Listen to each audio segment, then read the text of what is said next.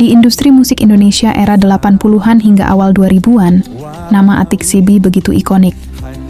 Ia identik dengan kacamata hitam yang selalu melekat di wajahnya, suara khas yang serak berkarakter, serta gaya panggung yang ekspresif dan penuh energi.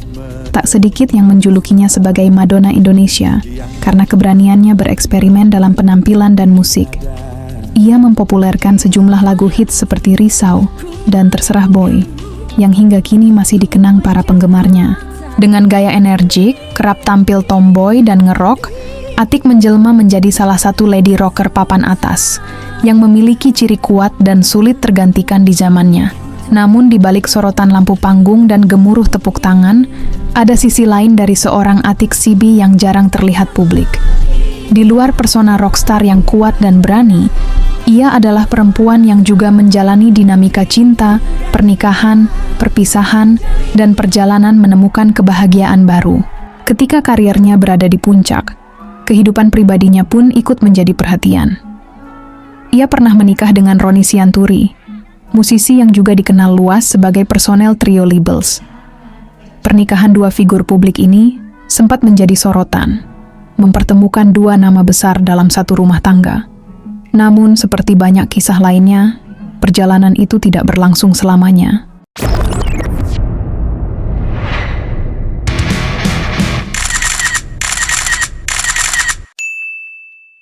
Di masa pernikahannya dengan Roni Sianturi, ada satu keputusan kecil yang tanpa disadari justru mengubah arah hidup mereka. Saat itu, Roni menyarankan Atik untuk mengikuti kursus bahasa Inggris. Sebagai musisi yang memiliki kesempatan tampil ke luar negeri dan berinteraksi dengan banyak orang, kemampuan bahasa tentu dianggap penting. Roni tidak pernah menyangka, keputusan sederhana itu kelak menjadi titik balik besar. Di tempat kursus itulah Atik bertemu dengan seorang pria asal Amerika bernama Lawrence Smith, guru bahasa Inggrisnya sendiri. Awalnya tentu hanya sebatas hubungan murid dan pengajar. Namun waktu berjalan, komunikasi semakin intens. Percakapan tak lagi hanya soal grammar dan pronunciation. Ada kenyamanan, ada perhatian, ada rasa yang perlahan tumbuh, dan disitulah hati Atik mulai berada di persimpangan. Perasaan itu bukan hal yang mudah dihadapi. Ia sedang berada dalam sebuah pernikahan. Ia tahu konsekuensinya.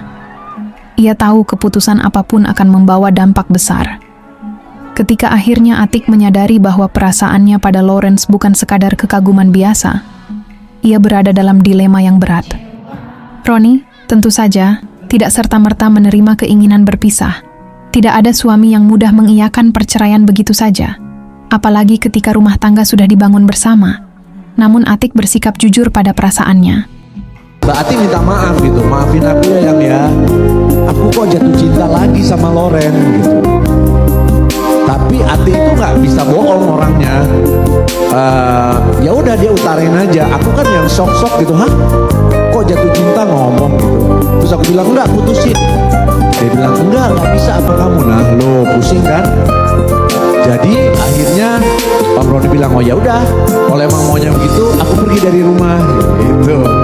Terus udah pergi dari rumah, tapi ternyata pas ditinggalin seminggu, kayaknya pengen nempel dia terus nih si perempuan gendeng ini satu. Om Roni datang minta balikan, dia nggak mau. Akhirnya ya sudah, kita berpisah baik-baik. Itulah cerita lagu Maafkan dan cerita cinta Om Roni dan Mbak Atik. Berkali ku sesali diri,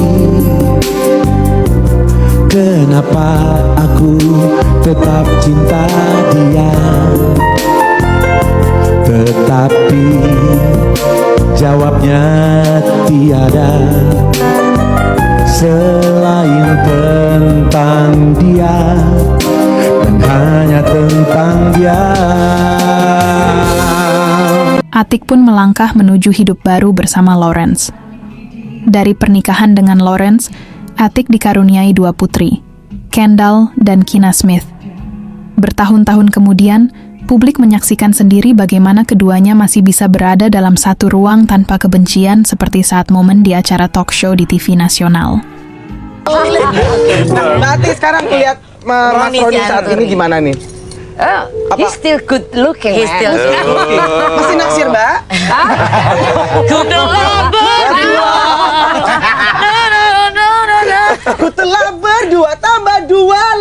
Anaknya. Apa yang mau disampaikan sama Roni setelah ketemu sekarang setelah 4-5 tahun nggak ketemu?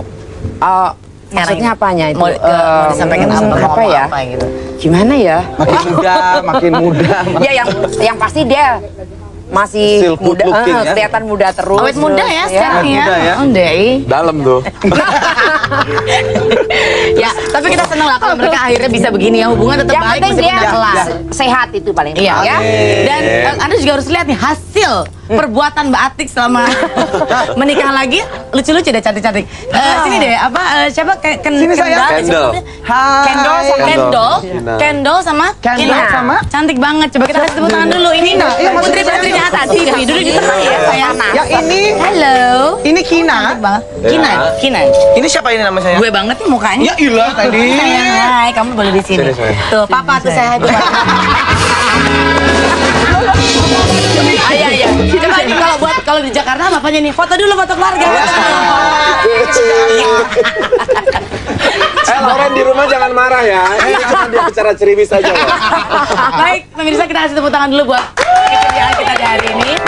Senang sekali, semoga kehadiran Atix TV bisa mengobati rindu Anda. Amin. Bisa tahu kabarnya Atix TV sekarang oke. Bisa bikin tempe di Amerika, pokoknya oke banget ya. Jualan aku loh. Jual. Masuk internet ya, Bo. Benar. Terima kasih buat Roni Sianturi. Terima kasih buat putri tercinta ya. Saya hai sama Papa Bule ya. Oke. Ini kan Papa di sini ya. Keputusan besar pun diambil. Atik menetap di Amerika, meninggalkan Indonesia sebagai pusat karirnya, meninggalkan panggung yang pernah ia kuasai.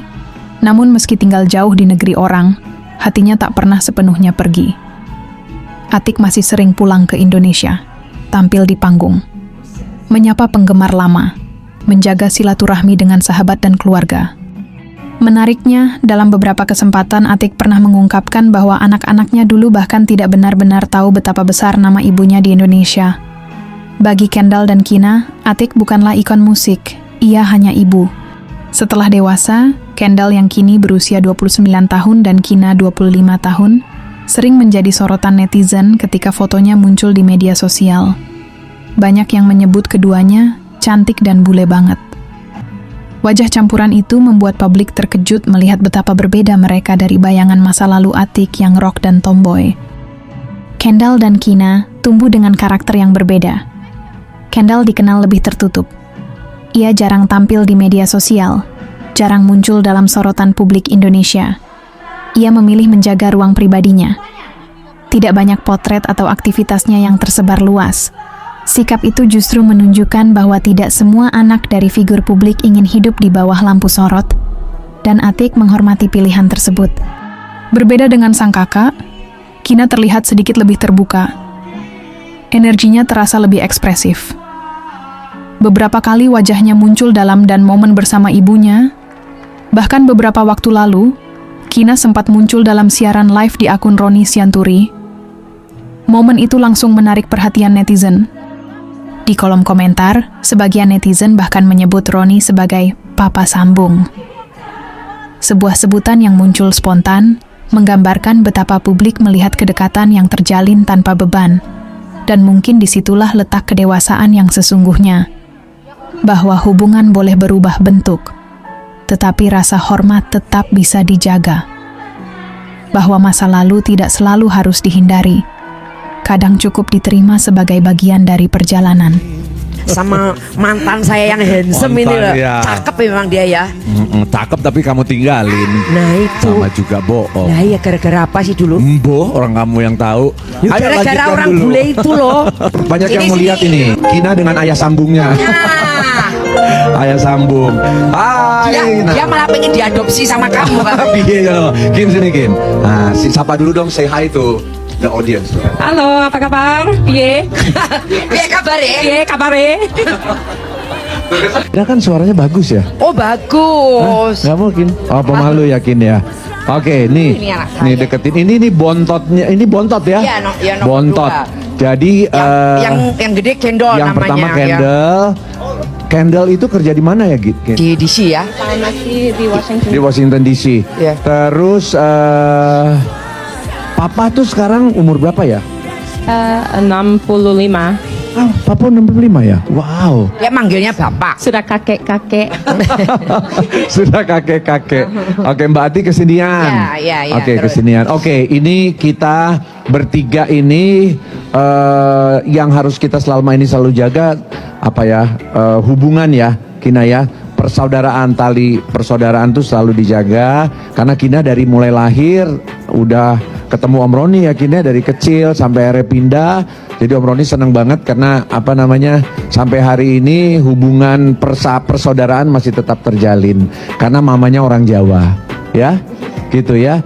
Kina mungkin teman-teman di rumah mau dengar kamu ngomong sesuatu dong. Coba. Apa bicara?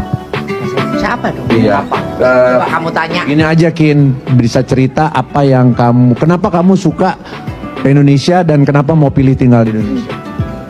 Aku lebih suka Indonesia. Hidup di sini lebih santai. Orangnya tidak buru-buru. Di Amerika orangnya buru-buru, kerja melulu. Hidup di sini susah juga, tapi orangnya lebih ramah, lebih. Yang penting kamu bisa makan, istirahat. Itu aku senang bisa bicara sama orang dari mana aja.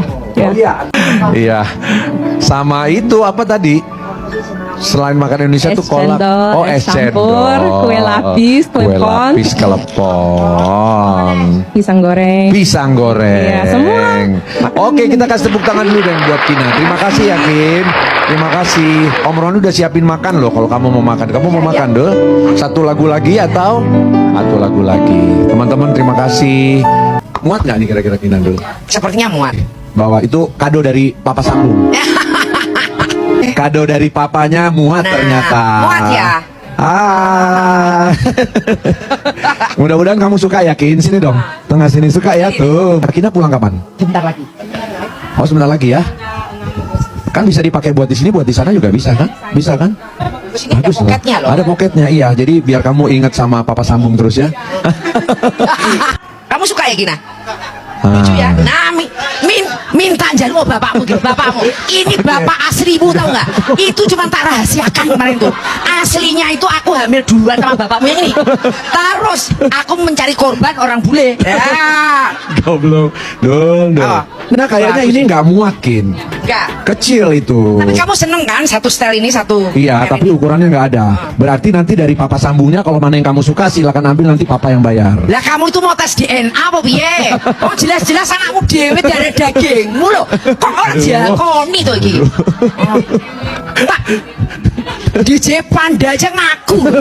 Kamu gak mau ngaku. DJ Piye to iki? Panda ngaku.